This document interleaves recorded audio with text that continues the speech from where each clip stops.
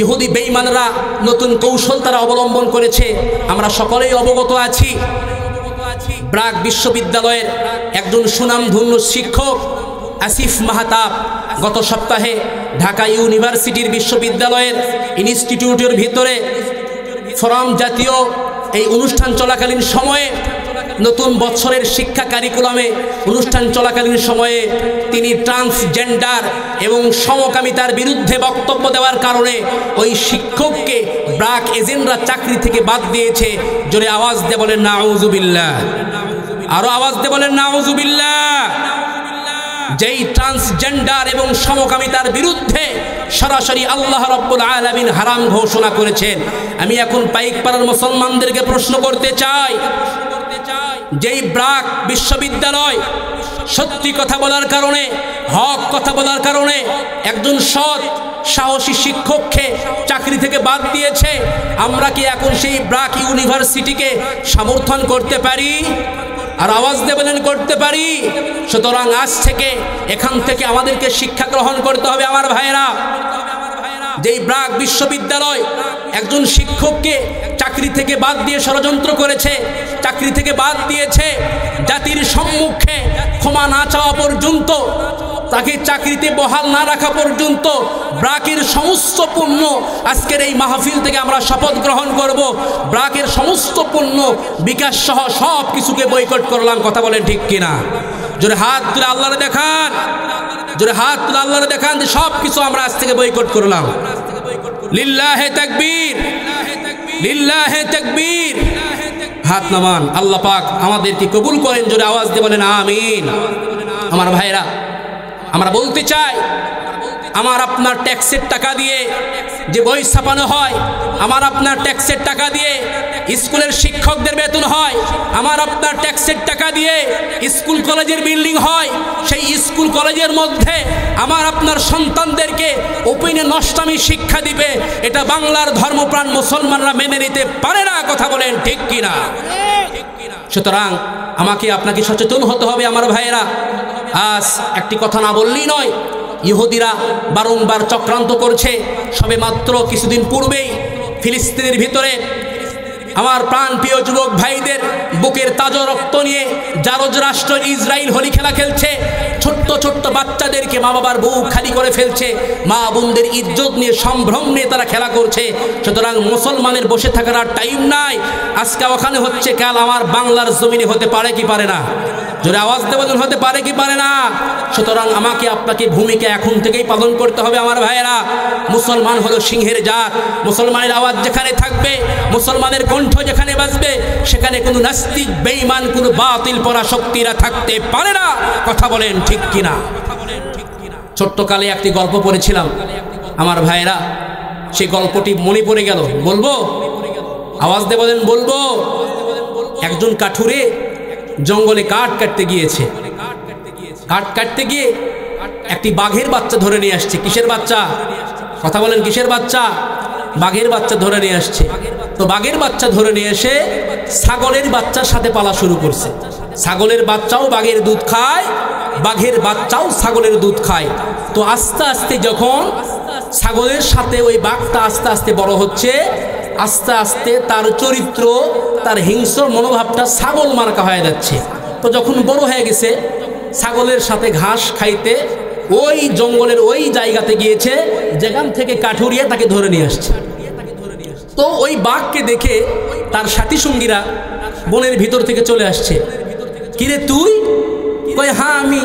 কয় কিরে তুই না বাঘ? কয় আরে না আমি তো ছাগল। কি বলে? আমি তো ছাগল। কয় আরে বেটা না তুই বাঘ। কয় না আমি ছাগল। কয় না তুই সত্যিই বাঘ। কয় তুই যে বাঘ, এ কথা যদি তোর বিশ্বাস না হয়, তাহলে তোর যে হুঙ্কার, এই হুঙ্কারটা একবার ছেড়ে দেখ।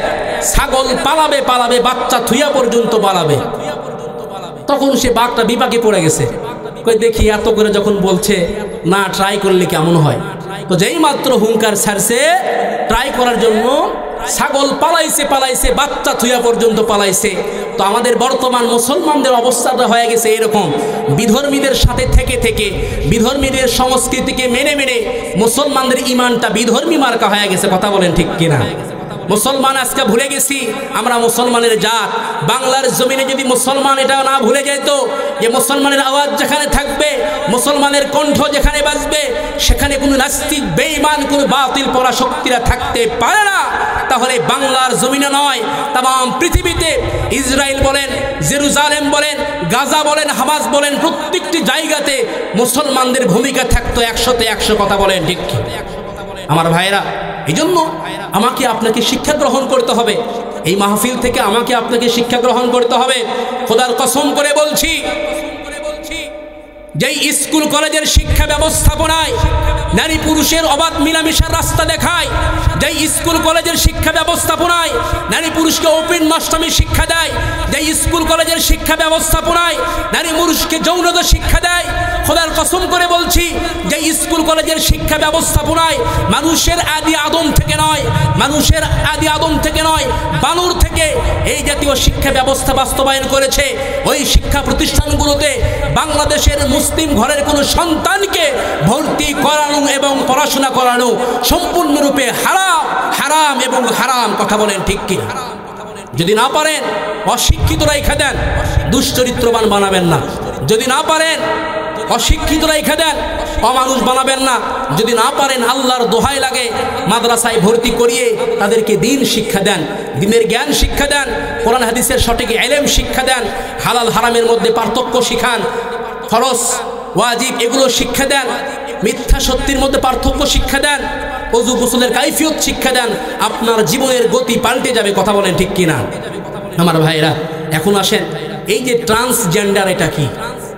ট্রান্সজেন্ডার সচরাচর তাদের বক্তব্য অনুযায়ী তারা বুঝাইতে চায় ট্রান্সজেন্ডার এটা হচ্ছে হিজরা আইন। কি আইন? হিজরা আইন তাদের বক্তব্য, কিন্তু সম্পূর্ণরূপে ধোঁকা। এটা কোনো হিজরা আইন নয়, ট্রান্সজেন্ডার। আর ট্রান্সজেন্ডার এটা হচ্ছে সম্পূর্ণভাবে এটার বিপরীত।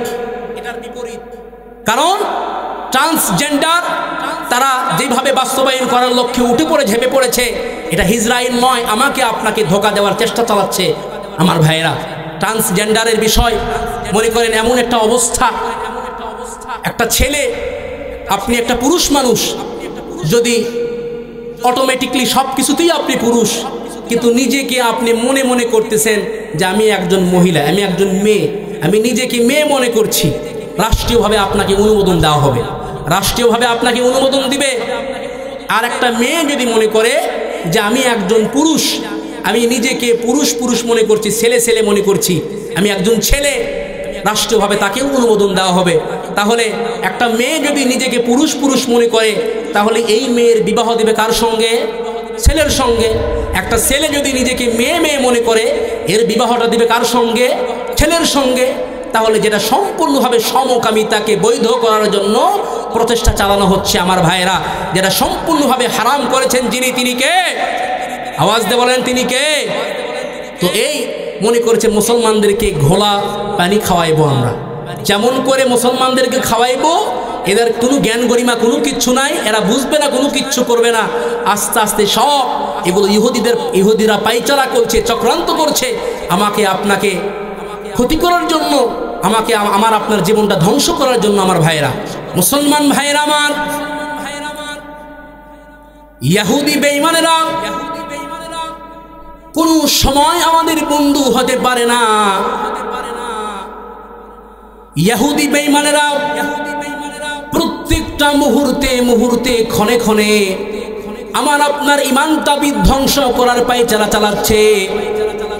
আল্লাহ রাব্বুল আলামিন বলেন, ওয়ালান তারদা আনকাল ইয়াহুদু ওয়ালান নাসারা হাত্তা তাত্তাবিআ মিল্লাতাহুম। আল্লাহ রাব্বুল আলামিন বলেন, ইহুদি বেঈমানরা কখনো তোমাদের বন্ধু হতে পারে না। নবী হে, ইহুদি বেঈমানরা কখনো তোমার প্রতি সন্তুষ্ট হবে না যতক্ষণ না তুমি তাদের ধর্মাদর্শ অনুসরণ করো। সুতরাং তারা সেই দিকে লক্ষ্য করে একের পর এক মুসলমানদেরকে ধ্বংস করার পায়চারা চলছে। কখনো আমেরিকা, কখনো রাশিয়া, কখনো ইসরায়েল, কখনো ব্রিটিশ, কখনো ভারত, কখনো বার্মা, আবার কখনো মিত্রবাহিনীর নামে তাদের টার্গেট একটাই যে মুসলমানদেরকে কেমন করে ধ্বংস করা যায়। এই জন্য আল্লাহ রাব্বুল আলামিন বলেন ইহুদিরা চিরকাল অভিশপ্ত, তাদের কোনো থাকার কোনো জায়গা হবে না, তারা দেশে দেশে ঘুরে বেড়াবেন, লাঞ্ছনার জীবন যাপন করবে, তাদের কোনো বসতি হবে না। আপনারা হয়তো বলবেন কই তাদের তো জায়গা হয়েছে, জেরুজালেমে তাদেরকে জায়গা করেছে ইসরায়েল এসে, এটা কেমনে হলো? আমার ভাইরা, এটা এইভাবে হয়েছে, জেরুজালেমে ইসরায়েলের জায়গা করেছে, তাদেরকে প্রতিষ্ঠিত করেছে আমেরিকা। আমেরিকা এখন যদি আল্লাহ রাব্বুল আলামিন বলেছেন যদি তাদের উপর থেকে যদি তাদের জায়গাটা হয়ও কোনো মানুষের সাহায্য নিয়ে, আল্লাহ তাআলা বলছেন কোনো মানুষের মাধ্যমে যদি তাদের জায়গাটা হয়ে যায়, অপমানের জীবনযাপন করতে হবে, লাঞ্ছনার জীবনযাপন করতে হবে, তারা দেশে দেশে ঘুরে বেড়াবে। মুসলমান ভাইরা আমার, আমেরিকা যদি এখনই তাদের উপর থেকে রুবুবিয়াতের হাত, প্রতিপালনের হাত যদি উঠায় নেয়, আরব দেশে যত লোক আছে যুদ্ধ করার কোনো প্রয়োজন নাই, যুদ্ধ করার দরকার হবে না। যদি আরবের এক পাশে যদি পেশাব করে দেয়, সমস্ত ইহুদি বেঈমানরা ভেসে ভেসে লোহিত সাগরে চলে যাবে, ঠিক কিনা? সুতরাং ইহুদিদের থেকে এই পৃথিবীর জমিনে তেরাজ জাতি আর বদমাইশ কোনো জাতি নাই। ইহুদিরা ওরা ওদের ৭০,০০০ নবীদেরকে নিজেরা জবাই করে দুনিয়া থেকে চিরবিদায় করে দিয়েছে আমার ভাইরা। এই জন্য আল্লাহ রাব্বুল আলামিন বলেন দুরিবাত আলাইহিমুদ যিল্লাতু ওয়াল মাসকানাতু ওয়া বাউ বিগাদাবিন মিনাল্লাহ। আল্লাহ তাআলা বলছেন এই জন্য গোটা বিশ্বব্যাপীকে ওদের কাদের উপরে লাঞ্ছনা আর গঞ্জনা আর জ্বালা যন্ত্রণা কষ্ট যিনি বাড়িয়ে দিয়েছেন, মুসলমান জোরে আওয়াজ দিয়ে বলতে হবে তিনি কে? এক হিটলার ইহুদি মেরেছে ৬০ লাখ। কয় লাখ? আওয়াজ দিয়ে বলেন কয় লাখ? এক হিটলার ইহুদি মারছে ৬০ লাখ। প্রথমে বুলেট ফায়ার করে মারছে, যখন রাষ্ট্রের সব বুলেট শেষ তখন বিরাট একটা ফাঁকা ঘরের মধ্যে তুলে গ্যাস দিয়ে তাদেরকে মারতে মারতে ৬০ লাখ ইহুদিকে দুনিয়া থেকে চিরবিদায় করে দিয়েছে। কিছু ইহুদিকে হিটলার জীবিত রেখেছিল, কারণ যাতে করে জাতি বুঝতে পারে আমি হিটলার ইহুদিকে কেন মেরেছি, যার বাস্তব প্রমাণ জাতি এখন টেরে টেরে হার পাচ্ছে, ঠিক কিনা? জাতি এখন প্রত্যেকটা পয়েন্টে পয়েন্টে বুঝতেছে, হার পাচ্ছে কেন ইহুদিদেরকে হিটলার মেরেছিল। আমার ভাইরা, এই ইহুদিদের সবচাইতে ৩টা বড় দোষ। কয়টা দোষ? কথা বলেন। ৩টা বড় দোষ। ১ নম্বর, এই ইহুদি বেঈমানেরা পৃথিবীর মধ্যে সর্বপ্রথম সুদের ব্যবসা শুরু করেছে। কিসের ব্যবসা? সুদ প্রতিষ্ঠিত করেছে ইহুদিরা। এই জন্য এখনো যারা সুদের মধ্যে আমরা লিপ্ত আছি, এরা হচ্ছে ইহুদিদের পাক্কা দালাল। আওয়াজ দিয়ে বলেন ঠিক কিনা? যারা গরিবদের হাড় ভাঙ্গা রক্ত ঘামানোর টাকা চুষে চুষে খায় আমার ভাইয়েরা, এদের পরিণতি ভালো হবে না, ঠিক কিনা? এই জন্য ইহুদিরা সুদ সর্বপ্রথম প্রতিষ্ঠিত করেছে। এখনো আমাদের সমাজে যারা সুদ নিয়ে কারবার করছে, এরা হচ্ছে ইহুদিদের দালাল, ঠিক কিনা আমার ভাইয়েরা? ২ নম্বর, ইহুদিদের কাছে শয়তানও হার মেরে যায় ষড়যন্ত্রের দিক দিয়ে। ইহুদিরা যে হার মেনে যায়, তাদের কাছে শয়তান পর্যন্ত হার মেনে যায়। পুরা বিশ্বে কেমন করে ষড়যন্ত্র লাগানো যায় এটা ইহুদিদের থেকে ভালো কেউ জানে। এই বিশ্বে সর্বপ্রথম বিশ্বের মুসলমান বিমান ছিনতাই নামে কোনো ছিনতাই জানতো না, সর্বপ্রথম বিমান ছিনতাই করেছে ইহুদিরা। ওরা ওদের ৭০,০০০ নবীদেরকে শুধু নিজেরা জবাই করে দুনিয়া থেকে বিদায় করে নাই, আমার নবী আপনার নবী বিশ্ব নবী সাল্লাল্লাহু আলাইহি সাল্লামকে হত্যা করার জন্য ভাতের মধ্যে বিষ মিশিয়ে দিয়েছে। ওরা আমার নবীর লাশ চুরি করার ষড়যন্ত্র করেছে। এই পুরা পৃথিবীর মাঝে কেমন করে এই বোমা হামলা করা যায় এটা ইহুদিদের থেকে ভালো কেউ জানে। সুতরাং ইহুদি বেঈমানরা কোনো সময় এরা মুসলমানদের বন্ধু হতে পারে, বারংবার চক্রান্ত করছে মুসলমানদের ঈমানটাকে বিধ্বংস করার জন্য। আমার ভাইয়েরা, আজ একটার পর একটা এই যে দেখেন কোরআনের পিছনে লেগেছে, তারা কেমন করে এক একটা বিধান এক একটা ইস্যু দিয়ে মুসলমানদের ঈমান নষ্ট করার পায়চারা চলছে। সুইডেন এমন একটা দেশ যেই দেশে পুলিশকে পাহারা দিয়ে কোরআন পড়ানো হয়। নাউজুবিল্লাহ পড়েন, আর আওয়াজ দিয়ে বলেন নাউজুবিল্লাহ। সুইডেনের দেশের মধ্যে পুলিশ পাহারা দিয়ে কোরআন পড়ানো হয়। এটা নাকি তাদের স্বাধীনতা, এই স্বাধীনতা নাকি তাদেরকে দেওয়া হয়েছে, এটা নিয়ে কেউ কিছু বলতে পারবে না। চতুর্দিকে পুলিশ পাহাড়ে দিয়ে দাঁড়িয়ে আছে, বাস্কেটের মধ্যে কোরআন পড়াচ্ছে। দুই একজন প্রতিবাদ করার চেষ্টা করেছে, তাদের মধ্য থেকে একজন যুবক আসমান থেকে যেন বাস পাখির মতো উড়ে এসে যেই বেটা কোরআন পড়াচ্ছিল আর সুপা বরাবর একটা লাথি মেরে চলে গেছে। ওই বেটার মধ্যে কোরআনের একটু আলো আছে, কারণ কোরআনের আলো, কোরআনের জ্ঞান যার মধ্যে ঢুকবে সে দুনিয়ার আর কোনো কাউকে কোনো পরোয়া করবে না। কথা বলেন ঠিক কিনা? এই জন্য মুসলমান ভাইয়ের আমার, ইহুদিরা তাদের এজেন্ডা বাস্তবায়ন করার লক্ষ্যে বারংবার প্রচেষ্টা চালাচ্ছে।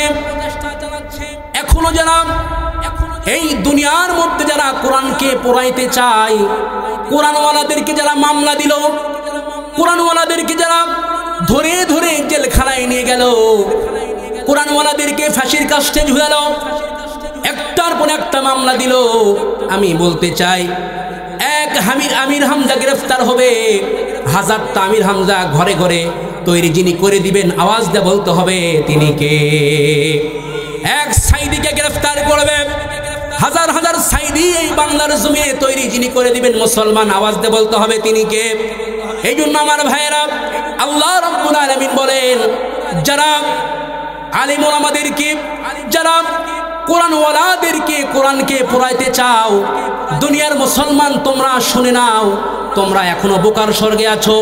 কারণ আল্লাহ তাআলা বলছেন, ইউরিদুনা লিইউতফিউ নূরাল্লাহি বিআফওয়াহিহিম ওয়াল্লাহু মুতিম্মু নূরিহি ওয়ালাউ কারিহাল কাফিরুন। আল্লাহু আকবার বলেন, আরো আওয়াজ দিয়ে বলেন আল্লাহু আকবার। মুসলমান ভাইয়ের আমার, আল্লাহ রাব্বুল আলামিন বলেন, তারা তাদের মুখ দিয়ে আল্লাহর নূরকে নিভিয়ে দিতে চায়, কিন্তু আল্লাহ রাব্বুল আলামিন অবশ্যই অবশ্যই তার নূরটাকে পরিপূর্ণ করবেন, তা কাফেরদের জন্য যতই অপ্রীতিকর হোক না কেন। সুতরাং আমরা বলতে চাই, তোমরা কোরআনকে পড়াইতে চাও, তোমরা কোরআনকে পড়াইতে চাও, এই কোরআনটা তোমরা পড়ায়া তোমরা শেষ করতে পারবে না। এই ভিডিওর মাধ্যমে আরো মানুষ যারা জানতো না যে তারা কি পড়াইতে চায়, তারা কি পড়াইতে চায়, পৃথিবীর মধ্যে এত গ্রন্থ থাকাকালীন তারা কোরআনকে টার্গেট করেছে কেন? যে ভাষার হোক, যে ধর্মের হোক না কেন, বাংলা হোক, গণিত হোক, ম্যাথমেটিক্স হোক, যে লেখার ভাষা হোক না কেন, অন্তত মুসলমানের সামনে, আমাদের সামনে যদি কোনো লেখা আসে আমরা কিন্তু সম্মান করে সেটাকে তুলে রাখি। কথা বলেন ঠিক কিনা? আর তোমরা একটা ধর্মীয় গ্রন্থ পড়াতে চাও, সেটাকে আবার প্রটেক্ট করে পুলিশ দিয়ে পাহারা দাও। এর দ্বারা বোঝা যায় তোমরা মুসলমানদের সঙ্গে ভ্রাতৃত্ব দেখাও না, তোমরা মুসলমানদের সঙ্গে ইসলাম বিদ্বেষী দেখাও। মুসলমানদের সাথে তোমাদের যত বিদ্বেষ জমে গেছে, মুসলমানদের সঙ্গে তোমরা যতই হিংসা করো না কেন, তবে একটি কথা তোমরা ভালো করে শুনে রাখো, তোমরা হয়তো এই আগুন জ্বালিয়ে সব কিছু পুড়িয়ে সারকার করে নিভিয়ে দিতে চেয়েছিলে, কিন্তু আল্লাহ রাব্বুল আলামিন এইটার মাধ্যমে, এর মাধ্যমে এই আগুনটাকে আরো বহু গুণে বাড়াইয়া দিবে। ঠিক কিনা? ঠিক কিনা? তোমরা একটা গ্রন্থকে পড়াও, সেটাকে আবার পুলিশ দিয়ে পাহারা দিয়ে প্রোটেক্ট দাও। তোমরা হয়তো পুড়িয়ে সারখার করতে চেয়েছিলে, কিন্তু পারবা না। এর মাধ্যমে আল্লাহ রাব্বুল আলামিন এই আগুনটাকে আরো দাউ দাউ করে জ্বালিয়ে দিবে। ঠিক কিনা?